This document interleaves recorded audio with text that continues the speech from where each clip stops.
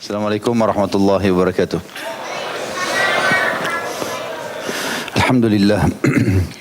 Selalu saja kita memuji Allah dengan penuh keyakinan Allah pasti mendengar pujian kita ini. Dan pujian Alhamdulillah diberi julukan oleh Allah dengan kalimat syukur. Dan Allah telah berfirman dengan bersyukurnya seorang hamba, la in syakartum la azidannakum wa la in kafartum inna adzabi lasyadid. Kalau kalian bersyukur, berterima kasih, aku pasti akan tambah. Dan kalau kalian kufur, azabku sangat pedih. Maka sangat wajar sebagai seorang mukmin selalu lisan kita terbasahi dengan Alhamdulillah. Juga selanjutnya kita panjatkan salawat dan taslim, salam yang penuh dengan hormat, hangat kepada baginda Nabi besar Muhammad sallallahu alaihi wasallam. Sebagaimana Allah telah memerintahkan kita mengucapkan itu, dengan harapan ini akan menjadi pahala buat kita dan akan mendapatkan rahmat juga yang telah dijanjikan oleh Allah dengan sekali mengucapkan salam hormat dibalas 10 kali. Saudaraku siman masih di bab solat dalam kitab Minhajul Muslim dan kita akan masuk ke materi ke-9. Masalah solat qasar, solat jama', solat orang sakit dan solat dalam keadaan genting. Setelah sebelumnya kita sudah mempelajari panjang lebar masalah imamah, azan dan iqamah. Juga masalah makmum yang masbuk. Syekh Abu Bakar rahimahullah menjelaskan tentang masalah dimulai dengan solat qasar. Dan qasar pengertiannya adalah solat yang diringkas dari 4 rakaat menjadi 2 rakaat dengan tetap membaca Al-Fatihah dan surah. Dengan demikian solat maghrib dan solat subuh tidak dapat dikasar. Karena solat maghrib 3 rakaat dan solat subuh 2 rakaat. Sudah saya jelaskan di awal-awal bab solat kita, kalau solat memang asalnya awal turun, awal diperintahkan di kejadian Isra dan Mi'raj semuanya 2 rakaat. Subuh 2, duhur 2, asar 2, maghrib 2, isya 2. Setelah hijrah Nabi SAW ke Madinah, sebelum terjadi perang Badar, maka disempurnakanlah solat seperti yang kita ketahui sekarang. Maghrib ditambah 1, isya, duhur dan asar ditambah 2 rakaat dan tertinggallah hukum asalnya pada subuh. Makanya seseorang dibolehkan mengqasar solat di waktu-waktu tertentu, artinya memangkasnya, mengembalikan dia ke hukum solat yang awal. Dan yang boleh diqasar hanya yang 4 rakaat saja, karena memang minimal solat pada saat itu yang wajib dikerjakan adalah 2 rakaat. Hukum solat qasar disyariatkan berdasarkan sabda Nabi atau berdasarkan firman Allah Subhanahu wa taala dalam surah An-Nisa ayat 101, A'udzu billahi minasyaitonir rajim wa idza darabtum fil ardi falaysa 'alaikum junahun an taqsuru minas shalah. Dan apabila kalian bepergian di muka bumi, maka tidaklah mengapa kalian mengqasar salat atau memangkas yang 4 rakaat menjadi 2. Juga sabda Nabi SAW di dalam hadis yang sahih diriwayatkan Imam Bukhari Muslim, ini lafadznya Imam Muslim, nomor 686, sadaqatun tasaddaqallahu biha alaikum faqbalu sadaqatah. Salat qasar adalah sedekah yang disedekahkan Allah kepadamu, maka terimalah sedekahnya. Jadi Allah SWT ringankan bagi musafir untuk mengqasar. Kebiasaan Rasulullah SAW mengqasar salat ketika berpergian telah menjadikannya sebagai sunnah muakkadah. Sunnah yang sangat ditekankan. Karena tidaklah Rasulullah SAW berpergian kecuali beliau akan mengqasar salat dan para sahabat seluruhnya ikut mengqasar salat mereka bersama beliau. Jadi boleh saja musafir tetap mukim, artinya tetap dia salat itmam, sempurna. Dia hitung dirinya seperti mukim. Tetap duhur 4, tetap asar 4, itu nggak ada masalah. Tapi kalau dia mau mengikuti sunnah Nabi SAW, maka dia mengqasarnya. Poin nomor 3, perjalanan disunnahkan mengqasar salat di dalamnya. Nabi SAW tidak membatasi jarak perjalanan yang di dalamnya dibolehkan mengqasar salat. Tapi setelah mayoritas sahabat, tabi'in dan para imam memperhatikan jarak sejumlah perjalanan yang dilakukan oleh Rasulullah SAW yang di dalamnya beliau mengqasar salat, akhirnya mereka mengambil kesimpulan bahwa jarak perjalanan yang di dalamnya dibolehkan mengqasar salat adalah sekitar 4 barid, atau disebutkan 1 barid sama dengan 12 mil, atau kurang lebih tumbahnya semua 80 atau 48 mil. Ya kurang lebih kalau dalam kilometer 88 kilometer poin 7. Jarak ini merupakan jarak minimal bolehnya mengqasar salat. bagi orang yang melakukan perjalanan minimal sebagaimana batasan jarak di atas dengan tujuan bukan untuk melakukan suatu kemaksiatan kepada Allah, maka disunnahkan baginya mengqasar solatnya, di mana ia menunaikan solat duhur, asar, serta isya yang tadinya 4 rakaat menjadi 2 rakaat. Tentu ini khilaf di antara ulama dalam masalah ini ya, masalah jarak safar, karena belum ada penentuan langsung dari Nabi SAW tentang jaraknya. Maka ijtihad sebagian ulama kurang lebih 88 km. Ada juga pendapat Ibnu Umar radhiyallahu anhu bahwasanya jarak qasar salat itu jarak antara Mekah sama Jeddah. Ya, ini kurang lebih jaraknya sekitar 65 sampai 70 km. Ada juga yang menyebutkan bahwasanya pendapat di antaranya qasar itu boleh dilakukan selama orang itu mendapatkan predikat safar. Dan safar berarti seseorang melakukan perjalanan dengan jerih payah. Maka seseorang yang penting sudah keluar dari kotanya, dan apabila seseorang menganggap itu adalah jarak safar yang jauh, maka sudah cukup baginya untuk mengqasar solat itu.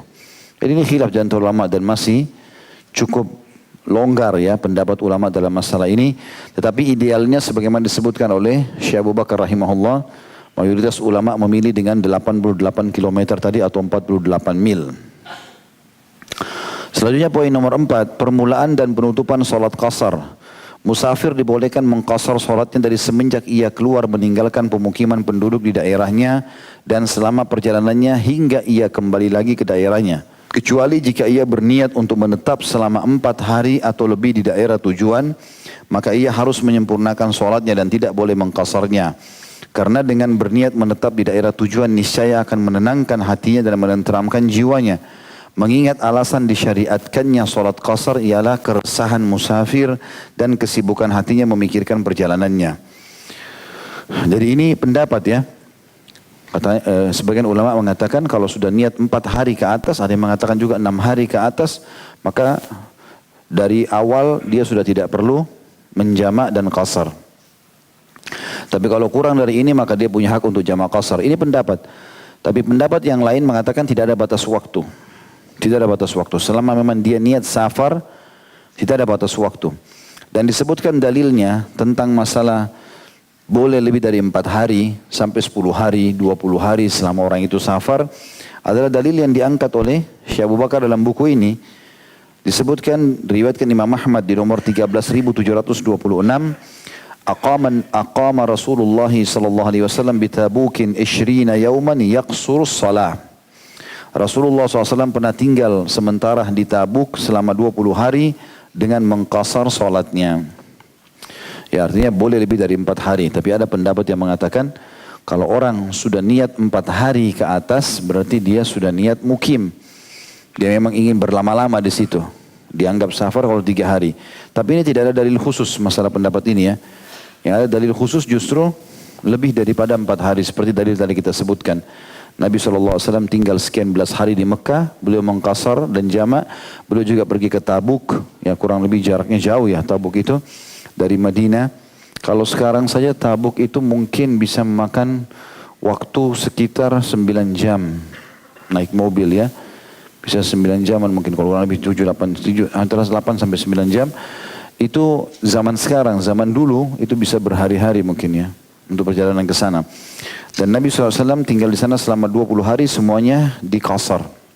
Ya, di pemukiman orang-orang Romawi pada saat itu untuk melawan atau berperang dengan Romawi. Tapi mereka tidak keluar tentunya, tidak melawan Nabi SAW. Sebagian ulama berpendapat bahwa beliau melakukan hal tersebut karena tidak berniat menetap di sana. Nah, selama orang memang tidak ada niat tetap, maka berarti dia musafir. Juga satu hal teman-teman sekalian, yang jadi tolok ukur antum itu mukim atau musafir adalah niat menetapnya. Misal contoh, kita lahir dan remaja di Jakarta. Pada saat kuliah, kita pindah ke Jogja. Misal, dan sekarang di Jogja mayoritas waktu kita. Artinya menetap kita mayoritasnya ada di Jogja. Karena liburan saja kita pulang ke Jakarta. Berarti sekarang antum kalau pulang ke Jakarta, musafir. Kalau antum ke Jogja, mukim. Walaupun antum tadinya dasarnya tinggal di Jakarta, karena antum sudah pindah. Makanya di mana tolok ukurnya di mana kita menetap. Ya, Nabi SAW dulunya tinggal di Mekah. Setelah hijrah ke Madinah, beliau anggap dirinya mukim di Madinah. Maka pada saat pembebasan kota Mekah, beliau mengqasar dan menjamak salat. Ya, padahal itu Mekah, kota lahirnya. Gitu ya. Jadi bisa saja kita setiap saat berpindah lokasi menjadi mukim atau musafir, tergantung kita menetap di mana. Ya, termasuk orang yang pindah kerja setahun, 2 tahun bertugas, sama. Ya, kecuali kalau kita hanya sekedar pergi meeting urusan perusahaan, membeli produk lalu kita kembali, itu musafir. Poin nomor 5, solat sunnah dalam perjalanan. Ketika seorang muslim bepergian maka dibolehkan baginya meninggalkan sejumlah solat sunnah rawatib dan yang lainnya, kecuali solat sunnah subuh serta solat witir, di mana dianggap tidak baik meninggalkan keduanya. Ibnu Umar radhiyallahu anhu berkata, "Lau kuntu musabbihan atau mutanaffilan la atmamtu salati." Jika aku menunaikan solat sunnah atau solat nafilah, niscaya aku lebih memilih menyempurnakan solatku atau tidak dikasar. Riwayat ini riwayat Imam Muslim nomor 689. Artinya Ibnu Umar menekankan kalau setiap musafir dia sebaiknya memilih qasar, dan qasar lebih afdal. Qasar lebih afdal karena Nabi SAW mengqasarnya, itu contoh dari beliau. Ibnu Umar juga mengatakan dalam statement ini, kalau aku ingin sholat sunnah, qobliyah dan ba'diyah, ya aku tidak usah musafir, anggap saja mukim. Karena qasar sholat sunnah muakkadah, sunnah yang sangat ditekan, bukan kewajiban. Tetapi tetap lebih afdal dia mengqasar, menganggap dirinya safar. Sebagaimana dibolehkan juga bagi musafir menunaikan sejumlah solat sunnah menurut kehendaknya tanpa ada paksaan. Karena Rasulullah SAW pernah menunaikan solat duha sebanyak 8 rakaat saat bepergian. Terkadang beliau juga menunaikan solat sunnah di atas punggung binatang kendaraannya saat pulang dari perjalanannya. Jadi artinya digugurkan solat sunnah qobliyah dan ba'diyah, selebihnya boleh dikerjakan. Baik itu solat malam, witir, solat duha, tahiyat masjid boleh dikerjakan. Tapi sunnah rawatib dianjurkan untuk dihilangkan karena memang kita sedang mengqasar solat wajibnya. Dan contoh dari Nabi SAW tidak pernah beliau menjamak qasar lalu mengikuti dengan solat sunnah. Poin nomor 6, masalah ketentuan pelaksanaan solat qasar berlaku umum, mencakup seluruh musafir. Mengenai ketentuan pelaksanaan solat qasar, tidak ada perbedaan antara musafir yang berkendaraan dengan musafir yang berjalan kaki. Dan antara yang berkendaraan unta dengan yang berkendaraan mobil atau pesawat, kecuali yang berkendaraan kapal laut. Jika ia tidak turun dari kapal lautnya sepanjang tahun, sehingga seakan-akan ia telah menjadi penghuninya, jika demikian maka tidak dibolehkan baginya mengqasar solat. Melainkan dia harus menyempurnakan solatnya karena ia dianggap telah menjadi penghuni kapal laut tersebut. Jadi kayak pegawai-pegawai di kapal laut, ya. Walaupun dia setahun baru pulang di Indonesia, misalnya dia ke Eropa, dia kemana-mana, ya tetap aja di laut itu seperti rumahnya sudah, menetap di situ. Kantor berjalan tapi, gitu kan. Maka tetap dia berarti dianggap mukim di atas kapal itu. Nah, kecuali dia turun di satu wilayah, misalnya mampir kapalnya di satu wilayah. Pada saat mampir, dia turun di kota itu, tinggal 2 hari misalnya, di situ boleh dia menjamak qasar. Kapan dia kembali ke kapalnya, berarti dia itmam lagi. Poin B-nya tentang solat jamak. Kita masih baru membahas tadi masalah solat yang dipangkas. Sekarang menggabungkan antara solat. Hukum solat jamak di poin pertama. Solat jamak merupakan sebuah rukhsah atau keringanan yang boleh dilakukan. Kecuali menjamak 2 solat duhur, yakni duhur dan asar. Pada hari Arafah. Di Arafah serta menjamak 2 solat maghrib dan isya saat bermalam di Muzdalifah, maka hal itu merupakan ketentuan yang tidak ada pilihan selain melakukannya. Berdasarkan keterangan dalam hadis sahih bahwasanya Rasulullah SAW menjamak solat duhur dan asar ketika di Arafah dengan 1 azan dan 2 iqamah, dan ketika di Muzdalifah beliau pun mengerjakan solat maghrib dan isya dengan 1 azan dan 2 iqamah. Hadis ini riwayatkan Muslim nomor 1218. Jadi walaupun penduduk Mekah kalau dia sedang haji di Arafah, tetap dia jamak qasar. Tanggal 9 Zulhijjah, duhur asar, dijamak, digabung, kemudian dikasar, dipangkas jadi 2 rakaat dan ditakdim, dimajukan di waktu duhur. Maghrib dan isya juga sama, digabung, dijamak, kemudian dikasar isyanya, karena maghrib nggak boleh dikasar, kemudian ditakhirkan, diterlambatkan di waktu isya. Jadi duhur asarnya dimajukan di waktu duhur, maghrib isya'nya ditakhirkan, diterlambatkan di waktu isya. Itu khusus di tanggal 9 Zulhijjah di musim haji. Hari Arafah dan malamnya malam Muzdalifah namanya. Poin nomor 2, tata cara solat jamak. Adapun tata cara menjamak solat ialah bahwa musafir hendaklah menunaikan solat duhur dan solat asar dengan dijamak atau digabungkan. Jika jamak takdim, maka ia menunaikannya pada awal waktu solat duhur, sedangkan jika jamak takhir, maka ia menunaikannya pada awal waktu solat asar. Atau menjamak solat maghrib dan solat isya, baik jamak takdim dimajukan di waktu maghrib, atau jamak takhir diterlambatkan di awal waktu isya. Dengan melaksanakan keduanya pada awal waktu masing-masing dari keduanya. Berdasarkan keterangan dalam satu hadis bahwa suatu hari saat berada di daerah Tabuk, Rasulullah SAW mengakhirkan solatnya. Lalu beliau pergi menunaikan solat duhur dan asar dengan dijamak. Lalu beliau pergi lagi menunaikan solat maghrib dan isya dengan dijamak. Di mana ketika itu beliau datang ke daerah Tabuk untuk berperang. Hadis ini riwayat Imam Muslim atau Imam Bukhari Muslim, lafaz ini Imam Muslim nomor 706. Dibolehkan bagi penduduk sebuah wilayah untuk menjamak antara solat maghrib dan isya di masjid pada malam di mana hujan turun deras atau udara terasa dingin sekali atau angin berhembus kencang. Jika hal itu akan menyulitkan mereka kembali lagi ke masjid saat waktu solat isya tiba. Karena Rasulullah SAW pernah menjamak antara solat maghrib dan isya pada malam di mana ketika itu turun hujan. Ini disebutkan di dalam hadis Bukhari. Nomor 543.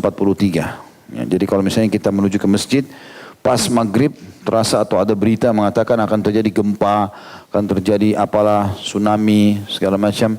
Maka kita boleh langsung menjamak maghrib sama isya secara berjamaah walaupun di waktu maghrib, walaupun bukan musafir. Jadi kita harus bedakan ya, kalau hukum qasar memangkas tadi dan menjamak ini untuk musafir. Kalau jamak saja boleh walaupun bukan musafir. Menggabungkan, tapi dalam keadaan-keadaan tertentu.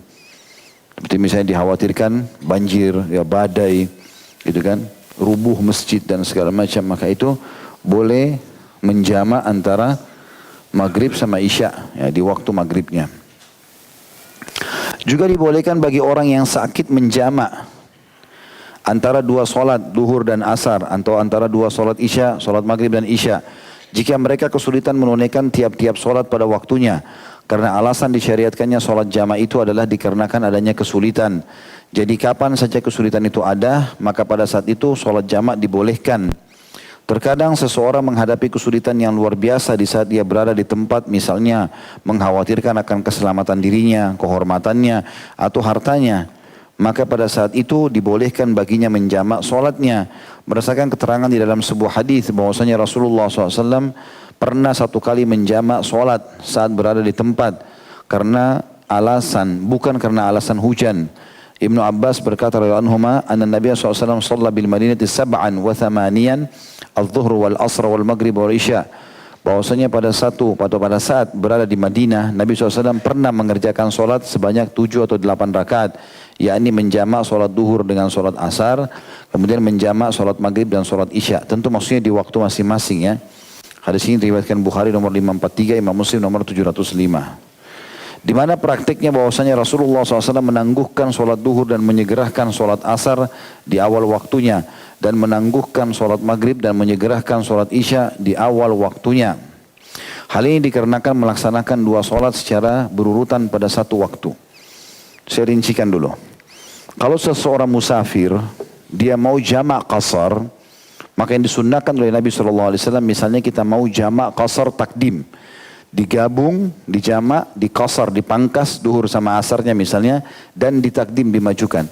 Maka kita sholat di awal waktu duhur 2 rakaat, asar 2 rakaat. Dicontohkan itu oleh Nabi SAW, baik di musim haji ataupun di waktu safar beliau. Atau dijamak takhir, diterlambatkan di waktu asar. Digabung, dijamak, dikasar duhur sama asar, ditakhir, diterlambatkan di awal waktu asar. Ini kalau seseorang musafir. Kalau seseorang menjamak tanpa safar, seperti kasus orang sakit tadi, terjadi badai dan segala macam, maka ini dianjurkan sunnahnya, misalnya kita mau menjamak antara duhur sama asar, maka duhurnya ditangguhkan, diterlambatkan sampai akhir waktu. sampai menjelang asar. Begitu salam, ya, sudah masuk waktu asar atau beberapa saat masuk waktu asar, lalu dia sholat asar di awal waktu. Itu juga diistilahkan dengan jamak. Ini kalau hanya jamak saja, bukan safar. Kalau safar, enggak, di awal waktu masing-masing.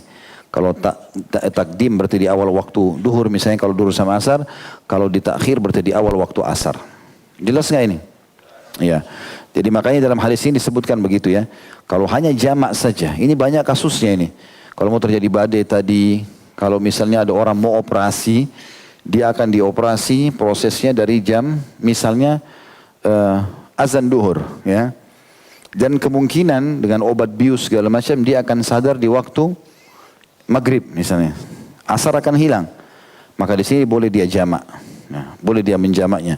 Dan kondisi ini kalau memang betul-betul dia harus masuk ruang operasi, tidak bisa lagi kecuali waktu itu, boleh dia menjamak di waktu itu. Duhur dan asar di awal waktu duhur. Walaupun idealnya, sunnahnya kalau menjamak tanpa qasar, duhur di akhir waktu, asar di awal waktu. Maghrib di akhir waktu, isya di awal waktu. Jadi bertemu juga di jamak. Tapi ini bagi orang yang tidak musafir. Kalau musafir dia tetap menjamak di awal waktu masing-masing sholat itu. Selanjutnya di poin C-nya tentang sholat orang sakit. Jadi kita sudah sudah bahas poin A tentang qasar, poin B tentang jamak. Kita sekarang bahas di poin C tentang sholatnya orang sakit. Jika orang sakit dan tidak mampu berdiri dengan bersandar kepada sesuatu, hendaklah ia sholat sambil duduk.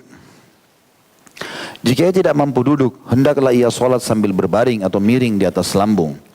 Jika tidak mampu juga, hendaklah ia sholat sambil terlentang dengan melonjorkan kedua kakinya menghadap ke arah kiblat dan melakukan sujudnya dengan cara membungkuk lebih rendah dari rukuknya.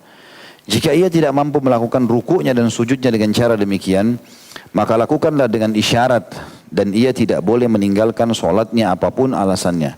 Berdasarkan keterangan dikemukakan oleh Imran ibn Husain radhiyallahu anhu, seraya berkata, aku menderita penyakit wasir. Lalu aku bertanya kepada Nabi SAW tentang solat dan beliau menjawab, "Shalli qa'ima, fa in lam tastati' fa qa'ida, fa in lam tastati' fa shalli ala jambik, fa in lam tastati' fa mustalkiyan." Salatlah kamu sambil berdiri, jika kamu tidak mampu, maka salatlah kamu sambil duduk. Jika kamu tidak mampu, maka salatlah kamu sambil berbaring atau miring di atas lambung, balik sisi kanan. Diusahakan tentu hadap kiblat, ya. Dan jika tidak mampu, kamu tidak mampu, maka salatlah sambil terlentang. Hadis ini riwayat Bukhari di nomor 1117. Allah Subhanahu wa taala tidak akan membebankan seseorang melainkan menurut kesanggupannya. Jadi tingkatannya itu, salatnya berdiri. Kalau tidak mampu duduk, kalau tidak mampu ya baring ke sisi kanan, kalau tidak mampu kemampuannya terlentang juga cukup. Nah, apalagi kalau memang ada udzur-udzur yang tidak memungkinkan dia untuk bergerak kiri kanan. Ya, mungkin karena patah tulang misalnya ya, atau apalah, baru menyelesaikan operasi di bagian batok kepalanya sehingga tidak bisa goyang kiri kanan, maka ini semua tergantung keadaan dia. Yang terakhir di poin D-nya, salat khauf atau salat dalam keadaan takut atau genting. Disebutkan poin pertama, ketentuan hukum syariatnya. Salat khauf disyariatkan berdasarkan firman Allah Subhanahu wa taala dalam surah An-Nisa ayat 102.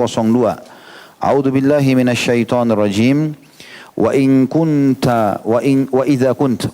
kunta fihim fa aqamta lahumus salata faltakun ta'ifatun minhum ma'aka wal ya'khudhu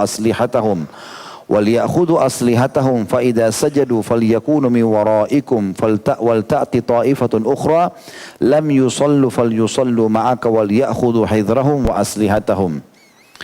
Apabila kamu berada di tengah-tengah mereka, maksudnya sahabatmu, lalu kamu, hai Muhammad, bila kamu berada di tengah-tengah mereka, maksudnya para sahabatmu, lalu kamu hendak mendirikan sholat bersama-sama mereka. Tentu maksudnya genting ini peperangan ya, terutama dalam peperangan. Karena kita lagi berhadapan sama musuh, itu yang dimaksud dengan sholat genting. Jika kamu, hai Muhammad, berada di tengah-tengah sahabatmu lagi bersama-sama dengan mereka, lalu kamu hendak mendirikan sholat bersama-sama mereka, maka hendaklah segolongan dari mereka berdiri sholat bersamamu dan menyandang senjata. Kemudian apabila mereka yang sholat bersamamu sujud telah menyempurnakan satu rakaat, maka hendaklah mereka pindah dari belakangmu untuk menghadapi musuh. Dan hendaklah datang golongan yang kedua yang belum sholat, lalu sholat mereka denganmu. Dan hendaklah mereka bersiap siaga dan menyandang senjata. Jadi artinya sholat sambil pegang senjata. Poin nomor 2, tata cara sholatnya. Seperti apa sih? Tentu ada dua macam ya. Ada sholatul khauf, sholat dalam keadaan genting atau peperangan ini. Sementara musafir, kita yang datang ke lokasi musuh. Atau kita dalam keadaan genting sedang berhadapan musuh tapi duduk di kota kita. Ya, kalau itu musafir, kalau ini mukim. Maka ada caranya masing-masing. Mengenai tata cara pelaksanaan sholat khauf, terdapat sejumlah tata cara pelaksanaan yang berbeda tergantung pada berat dan ringannya kegentingan yang dihadapi. Adapun tata cara sholat khauf yang paling masyhur ialah saat peperangan berlangsung di perjalanan atau di daerah musuh, sedang musafir ya, di mana pasukan tentara dibagi menjadi dua kelompok. Karena musafir jadi sholatnya berapa rakaat? 2. Misalnya duhur 2, asar 2 gitu kan. Ini sholatul khauf, sholat duhur, asar, sholat maghrib, isya, tapi dalam keadaan genting. Kalau tadi kan kita dalam kondisi musafir, di kamar hotel, segala macam, kita sholat di rumah keluarga, nggak ada masalah. Tapi ini di kancah peperangan, makanya agak berbeda keadaannya. Di mana pasukan tentara dibagi menjadi 2. Misalnya ada 1000 pasukan, 1000 orang, 500-500 misalnya. Atau ada 100 orang, 50-50.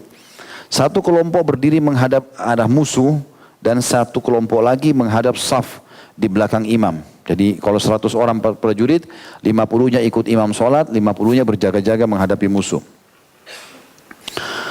Maka dibagi 2 kelompok, satu kelompok berdiri menghadap ke arah musuh dan yang satu kelompok lagi membuat saf di belakang imam. Dan mereka sholat bersamanya 1 rakaat. Lalu imam tetap dalam keadaan berdiri, sementara kelompok tersebut menyelesaikan sholat mereka 1 rakaat lagi. Lalu salam. Paham maksudnya? Misalnya saya jadi imam, pasukan ada 100 orang, 50 orang menghadapi musuh, 50 orang ikut berjamaah dengan saya. Karena kita musafir sholatnya 2 rakaat, misalnya duhur 2 rakaat. Nah pada saat saya sholat 1 rakaat, ini makmum ikut semua 50. Begitu saya berdiri ke rakaat kedua, ya, mereka ikut berdiri ke rakaat kedua, tapi mereka setelah itu lanjutkan sendiri rakaat keduanya. Saya tetap berdiri sebagai imam. Mereka seperti sudah misah, nanti enggak? Tapi tetap di safnya. Mereka ruku, mereka i'tidal, mereka sujud sampai salam, lalu mereka bubar. Pasukan, saya sebagai imam tetap berdiri di rakaat kedua. Saya enggak ikut-ikutan sama makmum sampai selesai. 1 rakaat berjamaah sama saya, rakaat kedua mereka sholat sendiri. Tapi tetap dalam kondisi saf tertata rapi. Jelas gak ini? Karena ini untuk jihad, harus siap. Mau dapat bidadari harus paham ini. Setelah pasukan yang 50 orang sholat salam, mereka menghadapi musuh. Yang 50 belum sholat ikut gabung sekarang. Paham gak? Mereka gabung sekarang, saya imam rakaat yang keberapa? 2. Makmum yang baru masuk pertama. Maka saya sholat, ruku, i'tidal, mereka ikut saya semua. Ya. Begitu saya tahiyat, mereka berdiri menambah 1 rakaatnya. Yang baru datang. Sayanya tidak salam tapi sebagai imam. Saya tunggu mereka. Mereka ruku, mereka i'tidal, mereka sujud, mereka sujud, mereka sujud lagi. Duduk tahiyat, baru salam bersama-sama dengan saya. Jelas nggak? Alhamdulillah. Ada tadi O ini berarti sudah paham. Baik. Dikatakan di sini saya ulangi lagi, di mana pasukan tentara dibagi menjadi 2 kelompok.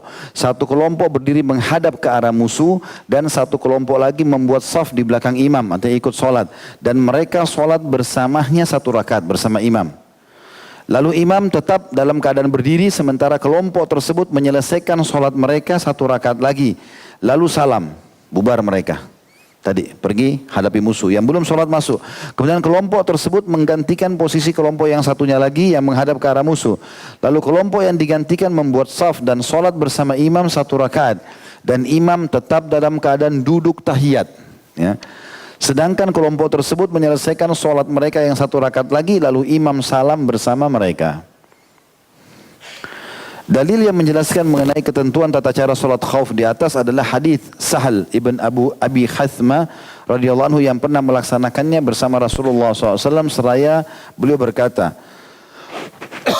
Anna ta'ifatan saffat ma'an Nabi SAW wa ta'ifatun wijahal adu.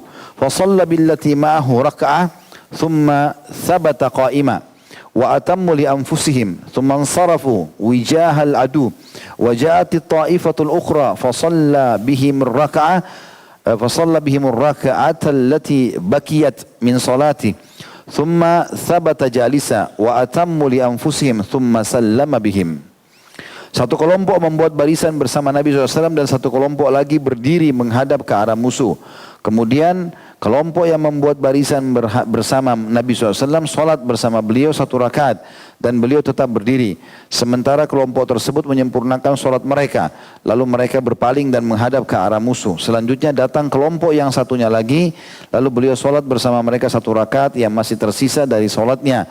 Dan beliau tetap duduk sedang kelompok tersebut menyempurnakan sholat mereka. Kemudian beliau salam bersama mereka.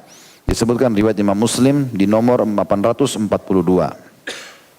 Itu tadi kalau kita musafir, lalu kita menghadap musuh, sholat khaufnya begitu. Poin nomor 3, tata cara sholat khauf ketika peperangan terjadi di daerah sendiri. Kita bukan musafir. Berarti duhurnya tetap harus 4, nanti asranya juga tetap 4, tidak dijamak ya. Jika peperangan berlangsung di daerah sendiri di mana tidak dibolehkan mengqasar sholat, hendaklah kelompok yang pertama mengerjakan sholat 2 rakaat bersama imam.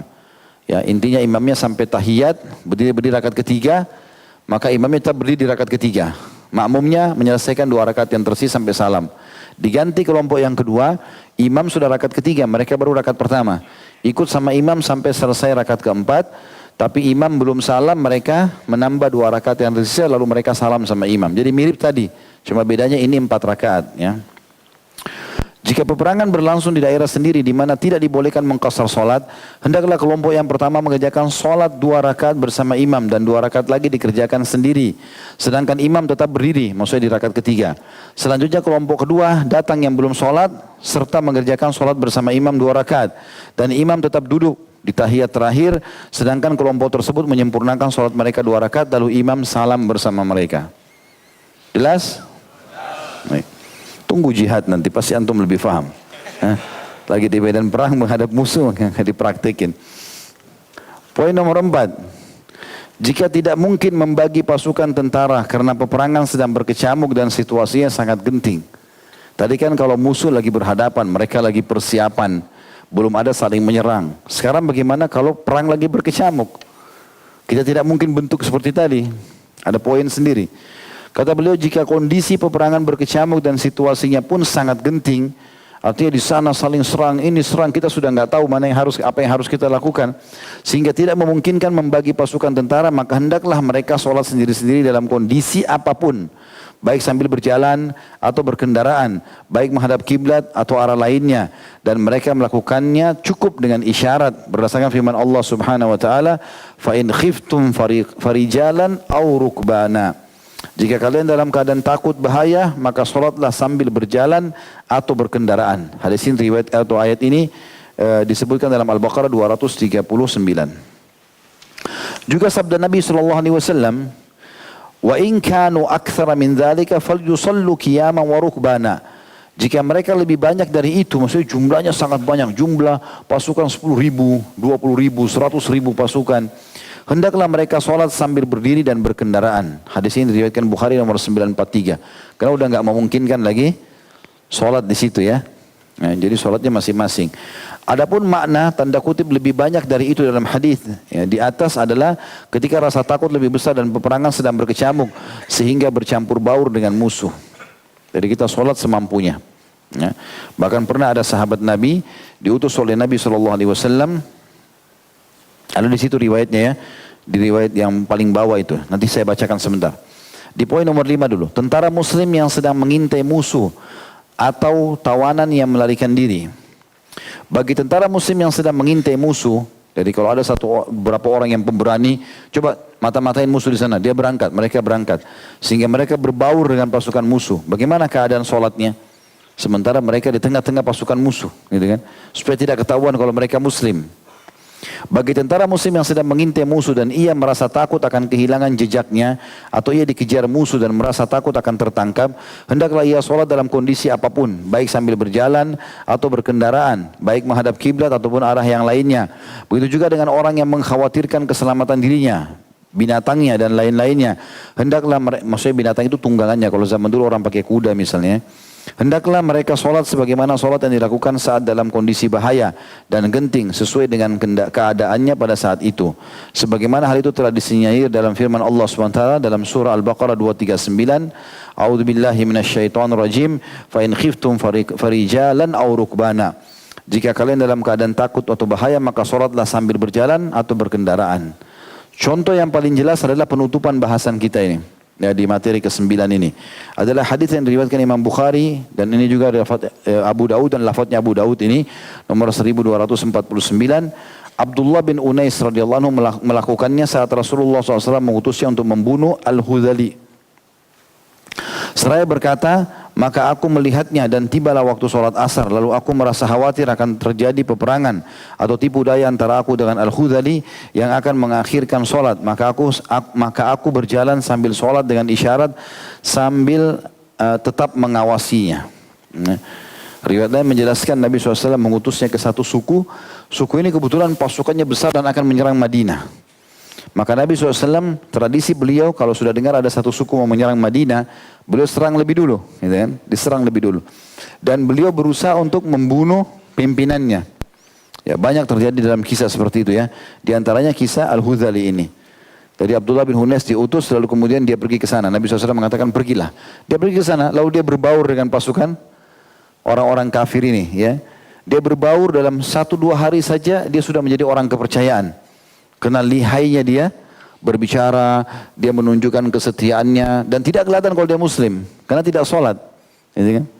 Orang-orang itu patokannya pasti sholat ini kalau muslim. Dia tahu tuh sholat kalau ditinggalkan bisa kafir gitu kan. Maka mereka mengintai muslim dengan sholatnya. Pada saat dia sudah dipercaya, dia mengatakan aku pun tidur di dalam kemah orang ini. Ya karena dipercaya. Jadi sebagai pengawal khususnya gitu. Maka setelah aku dipercaya dan dia lagi tidur, maka aku pun memenggal lehernya. Setelah itu aku balik kepada Nabi SAW. Nabi SAW melihat dia terus tersenyum, mengatakan bagaimana misimu? Dia bilang sudah selesai ya Rasulullah. Bagaimana sholatmu? Pakai isyarat ya Rasulullah. Tapi kondisinya seperti ini. Di dalam kancah peperangan, di kem musuh, antum sendiri muslim, sedia ini 10.000 orang semuanya kafir. Ya, kalau antum ketahuan jadi masalah. Bukan di mobil, bukan di motor. Lagi naik motor kayaknya genting nih. Ya. Karena perjalanannya jauh lah salat. Kalau salat sunnah boleh. Salat sunnah Nabi SAW pernah salat sunnah di atas untanya ya. Maka beliau pun salat pada saat itu 8 rakaat di atas untanya. Kemanapun arah kiblat atau unta itu mengarah maka dia pun ya Nabi SAW tetap salat di atasnya waktu balik dari pembebasan kota Mekah. Allahu alam.